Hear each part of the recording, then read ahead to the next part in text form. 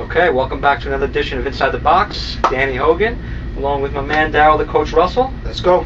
Hey, I mean, come on, you got to start with the topic of the week here. Oh. Tiger Woods.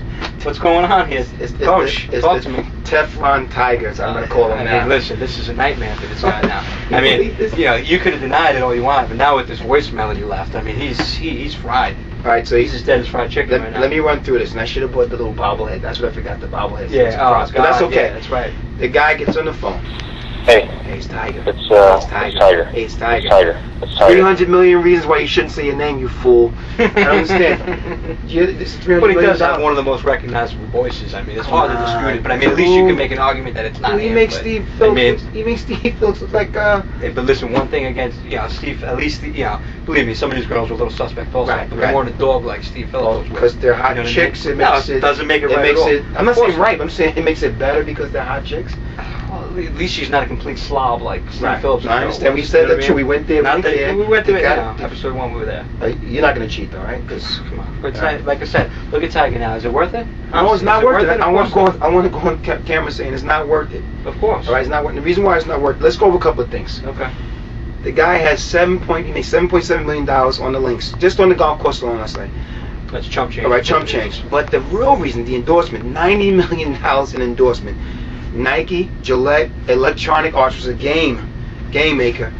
They all have said we're supporting Tiger. We're not changing how we feel about this guy. He's the great class act. Despite what's happening, We'll find out more details. This guy can do no wrong, dude. Of course not. This guy, But I mean, listen, he cheated on his wife. Right. He ruined himself and his family. It's not like he killed somebody, right. or electrocuted a dog, or shot himself in the leg, or shot himself in the foot. So if I shoot myself in the leg and don't hurt anybody but myself, I go to jail. Well, you had an illegal weapon. But the only weapon he was using was, it's probably a 9-iron. But now, all right. Now let's just say, how does this affect his game now going forward? This guy is one single-minded purpose guy. We'll kind of bring this to a close, but he's one of the most single-minded athletes of all time. The guy can focus in any situation. I agree. On the links, he's going to be fine, but when he leaves, this guy's going to be so messed up. Here's the problem I have. So messed up. I agree with you to a certain extent. I feel sorry for this guy. But of course, these guys making $117 million a year. Right. I think it's going to affect this game. I think it's going to. He's going to lose his focus a little bit because he's going to have so much going on off the field, and now he's coming off a season where he did not win a major. Right. Okay. Right. So now there's even more pressure on next year now to win a major. He had a few majors going on. This is it. This is it. This is it? End of Tiger? He's not going to get a major next year, and then he's just going to be chasing now from going forward. And the pressure to catch Jackson 18 is going to be monumental. Wow. And I think he might get there eventually, but I don't know. I don't know whether he gets there. We'll see. Well, let's play out. We'll come back to this next week, hopefully. Yeah, exactly. All right, but we'll come back to this next week. So now we got our man Eric on the phone, who's going to break down the Vikings-Cards game. This is a guy who grew up in Wisconsin, who now lives out in Arizona. So he's a big Favre guy. He's going to break down this game, and he's going to give us his little insight on the Titans and Colts. This is Eric Hahn coming at you from Phoenix. Season ticket holder out here with the Cardinals. Yesterday's game was a big heartbreaker. That was a little tough to swallow, letting Vince Young go 99 yards with less than 2 minutes. Looked more like Steve Young to me. You let a guy that is not known for throwing the ball past for 387 yards. If they think he's tough, they're going to have a real tough time coming up next week with Brett Favre and the Vikings. And they're not playing too good at home this year. 2-3 at home, not looking good. If they don't get some turnovers, I don't see any way they can lead the Vikings at all. I got the Vikings by 7 in this one, unless a miracle happens.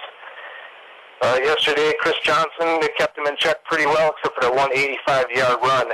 That's what killed him. Now this week they're going to have Adrian Peterson. He won't run away from you, but he'll run you over. So defense is going to have to step up and play big time. Okay, now we got this problem with Kurt Warner. I thought he was going to play this past game, but that didn't happen. If we got to go here against the Vikings and Matt Leinart starting, I don't see any way we can even come close to beating the Vikings. Kurt Warner moves his offense much more effectively than Leinart can. He just doesn't get the reps in practice.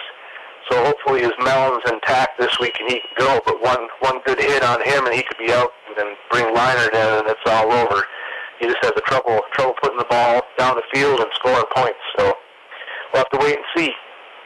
And my upset of the week, though, I'm going to have to go with the Colts Colts playing the Titans this week. I say the Titans look pretty darn good. I think somebody's going to beat the Colts this year. Give them one loss, it's going to be the Titans. So that's my upset. Titans by 3 next week. Have a good one. Maybe I'll talk to you next week. Thanks. Okay. Well, thank you for your insight on that, Eric. So, Coach, who do you like? Titans Colts stay undefeated or not? All I know is the Titans have won their last 5 games. Mm-hmm. They got the Texas guy, Vince Young, doing his thing. The guy's playing Game-winning touchdown at the end of the game last What week a to Kenny drive. Britt from What a Rutgers drive. University. What a That was a drive. fantastic This effort. guy's right? coming off a year last year when he was going to commit suicide. Right. And now he's back, you know.